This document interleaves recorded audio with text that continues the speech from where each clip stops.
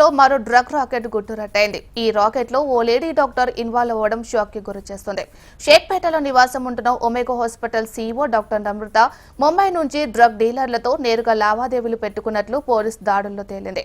బాలకృష్ణ అనే వ్యక్తి drugs supply చేస్తుండగా రైడ్స్ చేసిన టీన్యా పోలీసులు రెడ్ హ్యాండెడ్ గా పట్టుకున్నారు. లేడీ డాక్టర్ ద్వారా డ్రగ్స్ నెట్వర్క్ ను ఛేదించారు.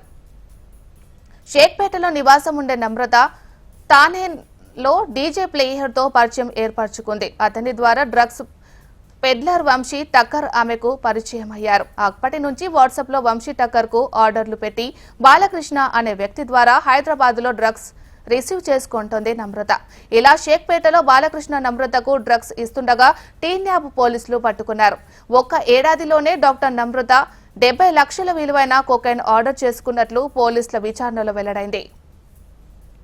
ఇక నమ్రత ద్వారా డ్రగ్స్ నెట్వర్క్ ను ఛేదిస్తున్న టీన్యాబ్ పోలీసులు వంశీ టక్కర్ తో డ్రగ్స్ కొంటున్న వారిలో ప్రముఖులు, వ్యాపారవేత్తల పిల్లలు ఉన్నట్లు గుర్తించారు. వాట్సాప్ గ్రూప్స్ ద్వారా డ్రగ్స్ కస్టమర్ల లిస్టు తీస్తున్నారు.